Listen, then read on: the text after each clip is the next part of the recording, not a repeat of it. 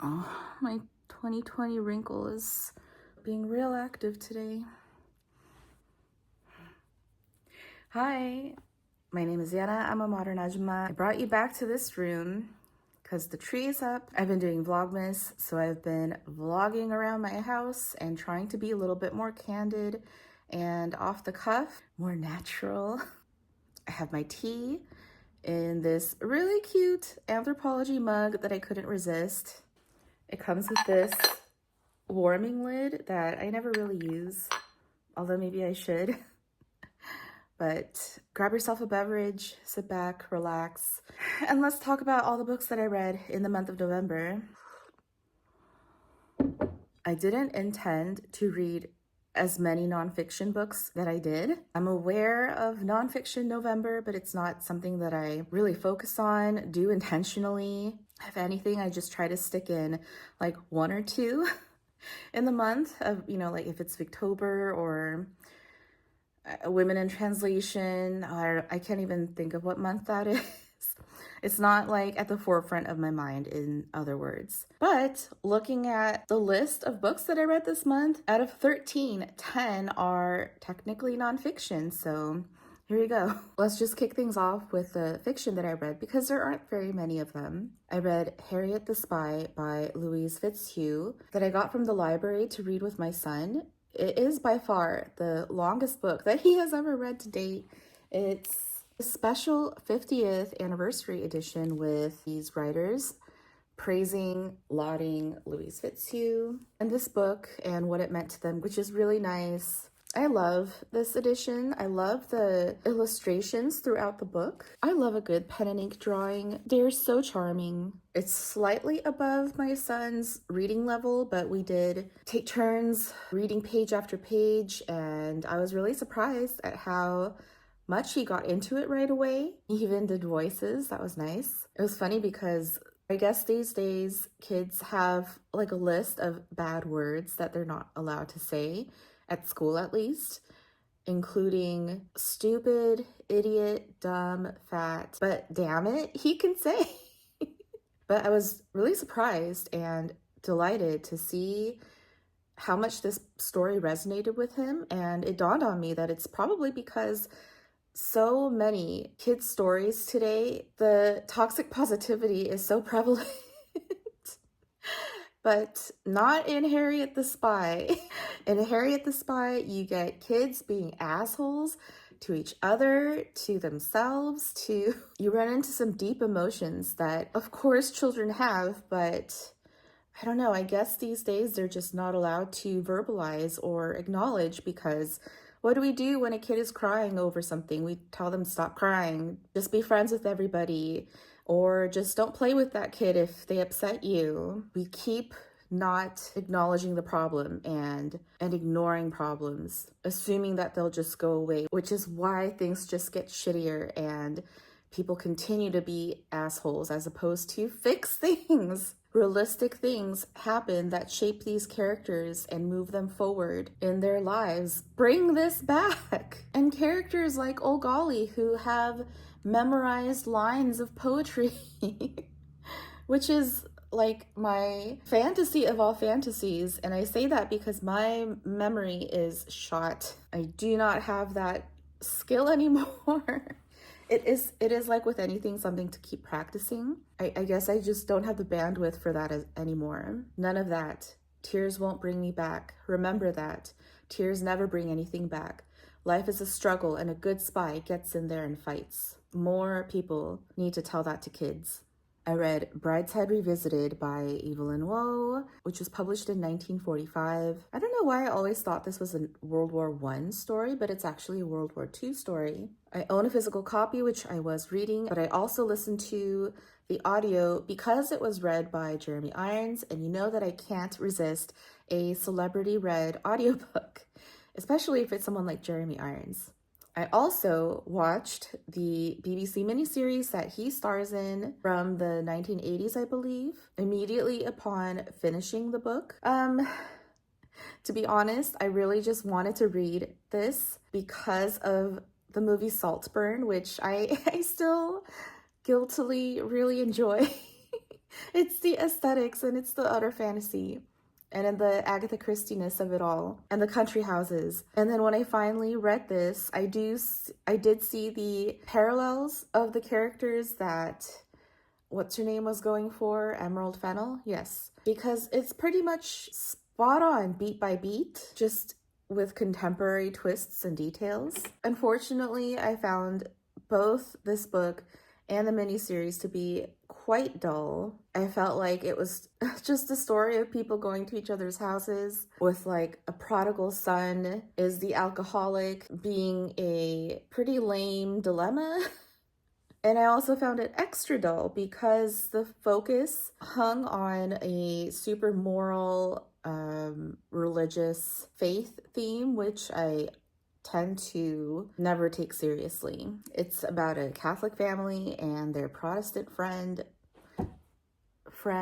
It just wasn't compelling to me. I refuse to look up what secondary syphilis entails, but such horrors in third world places await those who stray from the good Catholic faith and their good rich families. I get the sense that I'm supposed to feel wistful for like what coulda, shoulda been, if not for this cruel world. But no, I don't feel any sympathy for any of these characters who seem to feel divinely entitled to a better fate because their inherent goodness, their main character status. Like, really, I just felt like I was reading about a bunch of people who were wasting their lives and then crying about it. I read Disorientation by Elaine, Hsieh. I'll be honest, I started this about 2 years ago, hence why I have this hardback copy. I just couldn't get into it when I started it, so I just put it down. So my whole I don't DNF, it remains true because even if I technically DNF it at the moment, I have every intention to pick it back up eventually. And I follow through. It might just take a couple of years. And I should have just listened to myself and my initial gut feelings about it, because I ended up finding this to be quite juvenile, painfully naive, very mild. Kind of found this to be predictable, inane, gently funny, just very much not for me. Like, this just isn't the level or the tone that I live in. I acknowledge that this would be good for readers who don't really think about racial politics on a daily basis like I do. This would make a light, gentle introduction. But yeah, that's just not my MO. And I would never recommend this method or this book to anybody, really. Just the level of villainy in this is so comically bad that it really changed my perspective on Percival Everett's James, because I found the villains in that story to be so comically bad. But in comparison, no, Percival Everett is a lot better. And I probably think this, especially because we're now coming into a second Trump term. And this just reminds me of the bumbling level of the absolutely pathetic Democratic Party with their heads up in their own asses. But perhaps that made this the best time to finally read this again. I just really don't like it when we make boogeymen out of actual bad people. Okay, let's move on to something really great. This actually became my favorite book of the year, which is really high praise, saying lots. I finally read They Can't Kill Us Until They Kill Us by Hanif Abdurraqib, which came out in 2017. I heard all about it. I just figured, yeah, I'm sure it's good. I'll pick it up eventually. I think what happened was my Libby audio finally came in, and I want to say within like the first 20% of the book, I ran out to Barnes & Noble for the physical copy because I knew that I needed to have this in my shelves. I feel like I've been living under a rock my entire life in many ways. Like, where has this been all my life? Where has Hanif been all my life? The My Chemical Romance essay immediately hit me. I freaked out over Helena. I can't tell you how many times I had that song on repeat. Shocked that it didn't make it into my Spotify wrap up. I listened to the Black Parade on repeat all month long. Like, I was around at the time. I was very aware of who they were, back in the 2010s. I just, I preferred Paramore because Hayley Williams can sing anything. But I was just, in general, not a huge fan of the emo genre. but their hard take on existential angst has particularly hit this month, and Abdurraqib wrote the MCR essay in 2016, so that context really makes sense. But every essay hit so good. So many great lines. If I were to highlight them all, I would be highlighting this entire book. Even now, I'm not as invested in things getting better as I am in things getting honest. We are all going to die, that is true, though I hope I get a few more trips on this sometimes wretched ride. Yeah, I want to know Abdurraqib's take on absolutely anything going forward. I immediately followed him on Instagram. He's very present on it, on his stories, so that's really nice. Just an FYI or a PSA, if any of you also want a hard copy of this, if you've also been living under a rock like me and you want to find this book, it's in the music department, not in like nonfiction or essays like I thought, which makes sense because it's a lot of opinions on bands. But what I really appreciated is it's mostly the social context in the band's eras, where the culture was at the time and how it pertained to Abdurraqib's Midwestern, Black, Muslim, millennial identity, which is why I was so surprised to find it in the music department. It just seems so insufficient of a categorization. Automatic 5 stars. Another writer whose new work I must be all over going forward. I read The Art Thief, a true story of love, crime, and a dangerous obsession by Michael Finkel. Because I read The Stranger in the Woods last month, I've seen The Art Thief all over Barnes & Noble because I think it was like a book of the month for them, like a month ago or a couple months ago. The cover is very striking, but I read this via library audiobook, and because I love The Stranger in the Woods so much, I knew I had to read this as soon as possible. I want Michael Finkel to keep writing about extraordinary individuals who go against societal norms forever. He writes so compellingly. Both books I truly found to be so fun, fast reads, compulsive, funny. Like, tell me without telling me, this man is a French Libra. It isn't action he suspects that usually lands a thief in prison. It's hesitation. The emotional tenor, the world's greatest art thief still has to call his mom every night because she worries. Yes, I'm a new Michael Finkel fan. He's a solid writer. I love how he had me wondering throughout this read, what is my central activity of life? What strikes my particular emotional tenor? What do I do in my life with such precision and clarity, like a steady hand threading a needle? After all, the story of art is a story of stealing. The Robin Hood of art, indeed. Highly recommend. I read Lifeform by Jenny Slate, again as an audio, read by the author. I read Little Weirds earlier this year. This is Jenny Slate's second memoir. She had a Clarice Lispector epigraph in Little Weirds, and in this one she has a Leonora Carrington. Get it, girl. She has a Knausgaard slam. I found this to be great, very delightful. In Little Weirds, she talked about the funny, contemplative observations of life experiences and things we think about when we're young, like literally when we're in childhood, early 20s, and all of life's curiosities, our yearning to be loved. In Lifeform, she talks about the things that you think of after that in your 30s, in your 40s, in your middle life, like the cute warmth of partnership, terrors of the body during pregnancy and motherhood, on aging, being neither young nor old. What is the point of being truly close to someone if you're afraid to tell them what you're realizing? I cannot believe how much time there is before I can get into bed. I do not mean to be flip or glib, but I try to explain to him that I do not want to be old more than I just do not love how it feels to be in this state. I feel in many ways younger than ever, faced with a lot of newness because of the baby, and the newness makes me feel young because I am learning something for the first time, which is something that the young often do. But I am also the most tired in my body than I have ever been, and a part of me that was there before has certainly just stopped, and I mourn that which has disappeared from my identity. It is simultaneous, my youngness and my oldness. It reminds me about Earth is Earth, but we all know the living Earth is dying, and still we all just keep living. And it is stressful and horrible to really get into the specifics of this dying, but we have to, because this is where we live.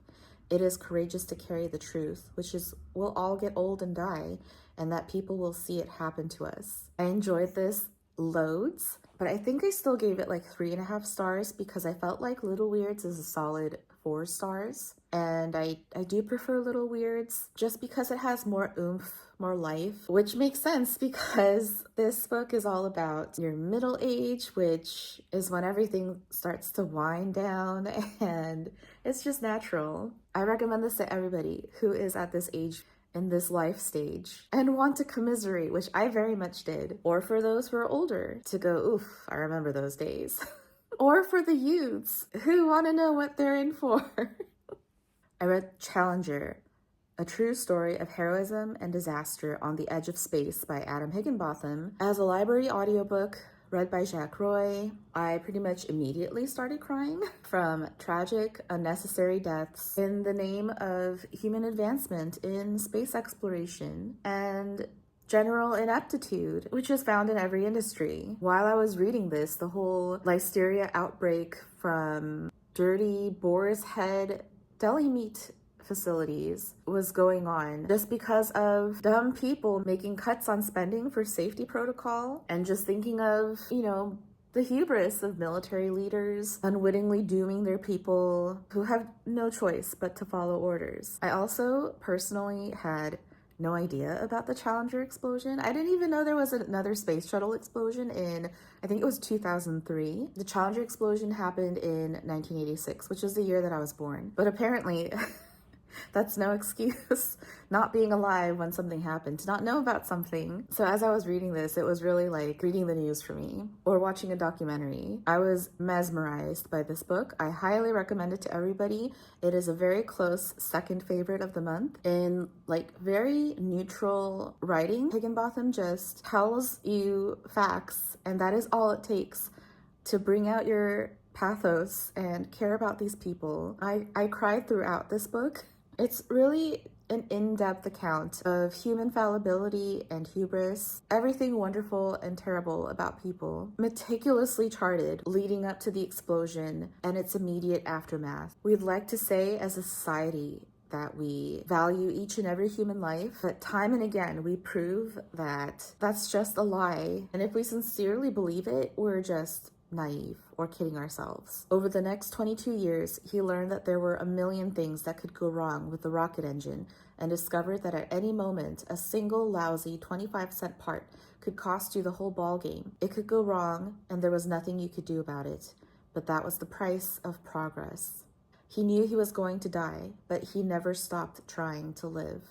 During this whole read, I kept wondering, how would I feel about it had I lived during this time when all this was going on, especially during the 1960s with the whole Whitey on the moon, and being the progressive liberal that I am. Of course, I would want more funding to go towards the poor and domestic issues. I'm certain that I would have been very pro-civil rights, anti-Vietnam. I mean, this is still relevant today with billionaires, or I am very anti-billionaire, and they're the ones who are essentially funding space exploration, which, they should. Like, we should really be talking about this more as a society, as instead of ignoring it. And this whole book kept making me think of the movie First Man, because it's kind of the same story of determination despite limitations. My favorite space film is Ad Astra because it moved me so much and it scared me so much to how advanced we could evolve human capabilities. Brad Pitt's character's stoicism under immense pressure, and that whole film just asking the ultimate question, are we alone? Yeah, to say the least, this book had me feeling things and putting me through the ringer, going through things, thinking about things. And then just the cherry on top was when I was visiting my grandfather-in-law, because they were white people in America during the 1980s, and I wanted to ask, did you hear about the Challenger explosion? Like, what did you think about it? I mean, I've been married for 14 years. I've known these people for 20 years, and I did not know that my grandfather-in-law, his whole career was working on the space mission. And so he was like, yeah, I've heard about it. I was sad. So again, living with my head under a rock doesn't even begin to describe. That is me. So very great book. Highly recommend. Everyone should read it and read Adam Higginbotham. and to talk to their grandparents and to talk to your grandparents if you have any, or just talk to your family. Exchange stories. Let your family know who the hell you are. Make sure they know. You might be surprised. I read Does This Taste Funny? Recipes Our Family Loves by Stephen Colbert and Evie McGee Colbert. This is, I would categorize, a pandemic book because it is all about the Colbert family and what they were going through during 2020 lockdown, how all of their 3 kids came home to quarantine together, and all the foods that they ate during that time, and sharing their family food histories, since both of them are from Charleston, South Carolina, what that entails. I mostly read this as a comfort read this month. Their relationship is so saccharine. There's quite a few pictures of them, and it's not just the food, which places them firmly as central to the narrative of this cookbook. There are a lot of pictures of their bare feet. I love Stephen Colbert. Ever since the Colbert Report, I was so happy for him when he took over the Late Show. However, I must say that the main feeling that I got from this book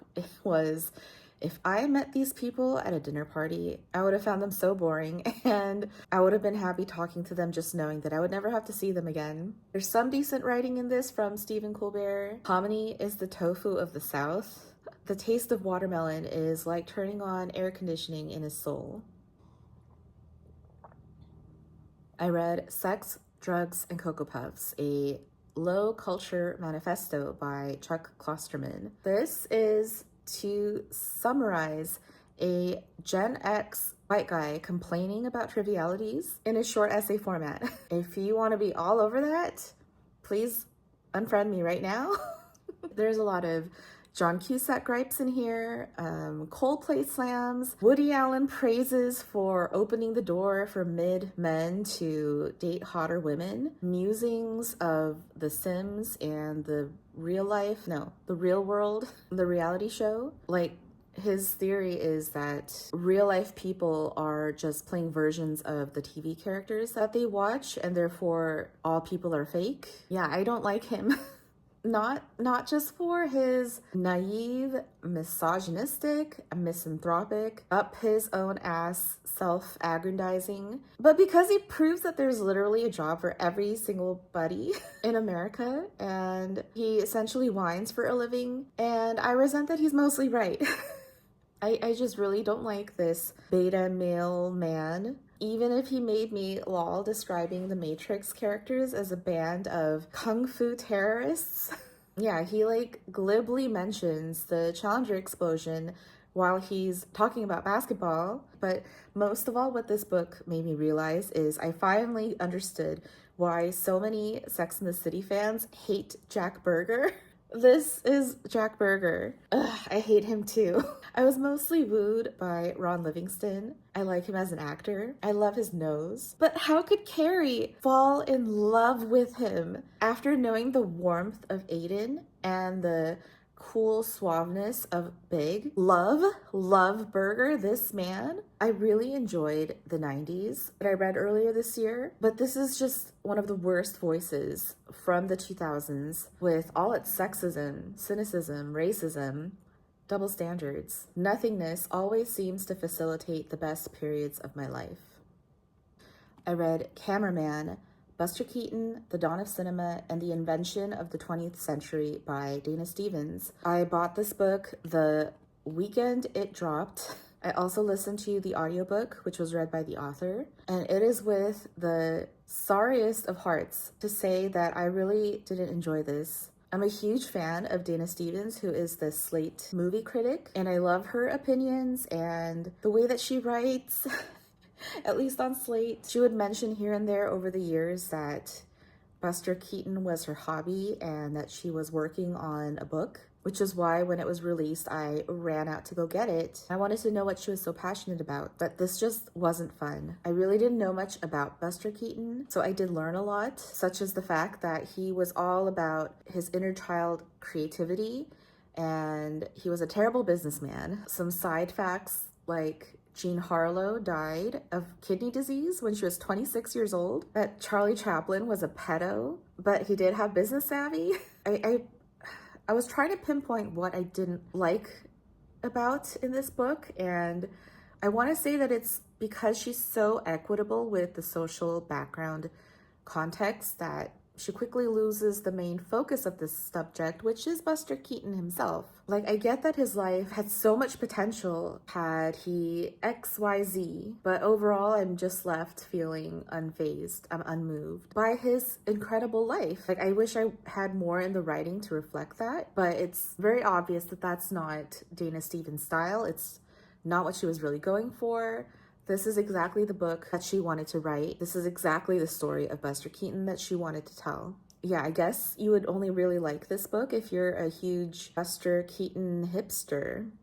I read The Countryside, 10 Rural Walks Through Britain and Its Hidden History of Empire by Corinne Fowler. This was another book that I had really high hopes for and ultimately found underwhelming. I did learn a lot, including some of the things that I always wanted to know, which is what are some topics found in the common British curriculum. I feel like I'm an inner Brit at heart. I've always wanted to be British. The whole British education system still seems puzzling to me as an American, like A-levels and whatnot. I don't know. And just the things that I learned as an American growing up are very American-centric, and I've always wondered what British people learn when they're in school, which apparently is like the Norman Conquest, the Tudors, the Industrial Revolution, and much like the American history curriculum, British history curriculum also skips over colonialism. Things like how William Shakespeare was one of the original investors in the Virginia Company. A Salman Rushdie quote followed me here. There's a citation of his 1980s essay stating that white Britons have been told for over 400 years that they're superior to the colonized is very hard to unlearn. I really appreciated that Fowler had brought up the notion of the myth of the idyllic British countryside, where you watch things like a Miss Marple and easily equate these quaint, picturesque British countrysides with happy things, nice things. But who are they happy and nice to? For, I'll give you a hint, it's for white people. And the overall argument made in this book is that British people are very quick to separate themselves from slavery, saying that their country had nothing to do with it. They were always anti-slavery. They had no slavery in their nations, but she connects British countryside estates directly to slavery because of the nature of their business, their industries that the families who owned those estates belonged to. It reminded me of I think it was from the 1970s, the movie Straw Dogs, starring Dustin Hoffman, directed by Sam Peckinpah, where Dustin Hoffman plays a white man, but because he is American, he is othered to a frighteningly violent degree that completely unclouded my Jane Austen misty eyes. Also, post-election, I realized, like, of course people voted for him. Of course people want this. So many of us have been watching over the past several years things like Bridgerton and other period pieces of media, and we're fantasizing about harkening back to those times. Never mind the implications of empire and how those people got their wealth, back to sweeping uncomfortable subjects under the rug. So this was very informative. However, I felt underwhelmed and unsatisfied. I just didn't find this nearly as compelling as I did How the Word is Passed by Clint Smith, which are both very similar because they both talk about the land itself, like specific places, and how colonialism is literally rooted in. It's definitely nowhere near as paradigm shifting as Cast by Isabel Wilkerson is, which shows like how and why people think and behave. I must say though that the strength in The Countryside is that Fowler follows the money. Like, she focuses on the direct financial benefits for both individuals and families. People like the poet William Wordsworth, to like towns whose primary business was trade that depended heavily on slavery, like tobacco. or cotton, or textiles, or opium, where people knowingly took advantage with eyes wide open. By the time he was writing the letter about his daughter's Mississippi bonds, his outrage had shifted from inhuman treatment of the enslaved to inhumanity to investors in the slavery system. I guess I recommend this if this topic sounds interesting to you. I do recommend those other books before this still. However, because this is focused on specific places in Britain, if you want to read it for that alone, definitely give this a go. I read The Great American House, Tradition for the Way We Live Now by Gil Schafer III. I really read his book Home that I read back in June. I got that book as a library book and I really wanted it, so I went ahead and purchased all 3 of the books that he's published. This is the first one, which came out in 2012. Yeah, I have to say, I really like him. I like him as a person. I like him as a writer. He seems like a good quality person, and it shows in his work. I was reminded of my Vivienne Westwood book because I had similar thoughts, like good person, good values, good work, shining qualities. Schafer is an architect who builds new homes for modern life that look old or, historical, like classic, traditional, capturing the intangible qualities of home. I was thinking about 101 Dalmatians, where the scene where the human matches the dog, but in this case, it's the house. Beautiful, practical, user-friendly, with a flair for drama and romance. The concept to think about your outdoor space as outdoor rooms. Impeccable taste, incredible skill, great writing, stunning photos, well-designed layout, solid all around. What's not to like? Especially after that terrible Charlotte Moss book. Classicism is a language, and you can speak it in a contemporary way. And last but definitely not least, I read The Ancient Guide to Modern Life by Natalie Haynes, which is a lovely last book of hers to read for me this year. I started my very first Natalie Haynes back in February, I believe, with Divine Might, which was her new release this year, and I fell so in love with Haynes' voice that I had to read everything that I could get my grubby paws on from her all year long. This is more esoteric stories with philosophers and emperors and other notable ancients, like how their message still resonates today, applied to varying topics such as the law, feminism. It's funny, Haynes is always such a delight to sit with, especially reading this after having seen Gladiator 2, which I love. I'm just so ready for a Nero epic. I'm already fantasizing about who to cast for the juicy role of Agrippina. There are some well-deserved Troy slams in here. Juvenal was the Larry David of his time. On politics, she cites Aristotle.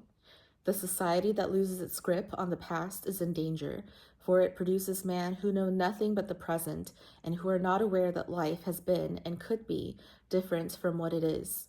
Such men bear tyranny easily, for they have nothing with which to compare it. On feminism, she writes, "Men stand on the battle line, run the risk of an early grave, and are called heroes. Women bear children, run the risk of an early grave, and are left for a younger model. No wonder Medea is angry." On entertainment, she cites Aeschylus. A teacher explains things to school children. Poets explain things to adults. On death, she cites Lucretius. If Mother Nature suddenly found a voice, she would wonder why we make such a fuss about dying. If we've had a good life, she would ask, why aren't we happy to leave it, like a guest who's had a lovely time at a party? And if we've had a rotten time, why prolong it? I really enjoyed this. I wish that all Natalie Haynes books were more widely available. However, this has been kind of challenging to find. I know that I can get it on Amazon. I would just prefer not to. There are a couple books of hers that not even my library has. It's a little harder to track. I wish it weren't so. I read a lot of Greek contemporary retellings this year, and by far, Natalie Haynes has been my favorite. That was everything that I read in the month of November. I inadvertently learned a lot, as one would, reading a lot of nonfiction, but I'm really glad to have inadvertently learned the lessons of Harriet the Spy with my child. I never know what to say in these outros. I've been doing Vlogmas. That's predominantly what is preoccupying my mind right now. I'm just thinking of the rest of my day spent having to edit 2 videos. I hope your November reading went well. I hope your December is as cozy as it gets. whether that's in the northern or southern hemisphere. I don't know, can you call summers cozy? Isn't Australian or New Zealand summer cozy? You let me know. Despite some of the underwhelming books, I'm still considering this month to be a really great reading month. Like, I'm so glad that I finally read that damn Hanif Abdurraqib book, and now I'm like turned on to his existence and tuned into.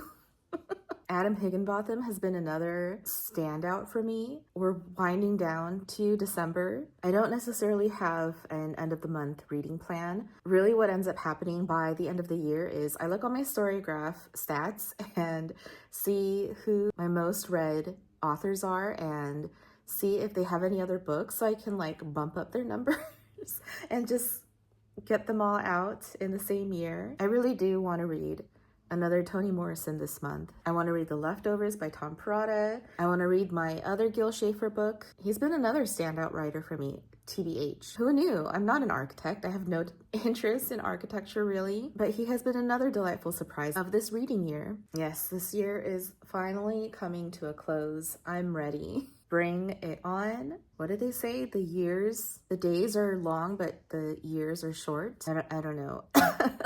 I'm currently feeling like I'm just clawing my way to the finish line, even though I'm fully aware that after the finish line, I'm only to begin another one. But I guess that's why I'm doing Vlogmas. My whole objective for Vlogmas, my entire hopes and dreams for Vlogmas is to put out daily, like short for me, 13, 15-minute videos for people to watch, like I guess at the beginning of their day while you're getting ready for your day, and just provide a little snippet of comfort, of coziness. I hope that's what I'm doing. Those are my intentions. So again, thank you so much for tuning in with me, and if you're tuning into Vlogmas, you will be seeing me all the damn time, every fucking day, and seeing the real me. And I hope your December reading goes well. I'll see you very soon. Bye.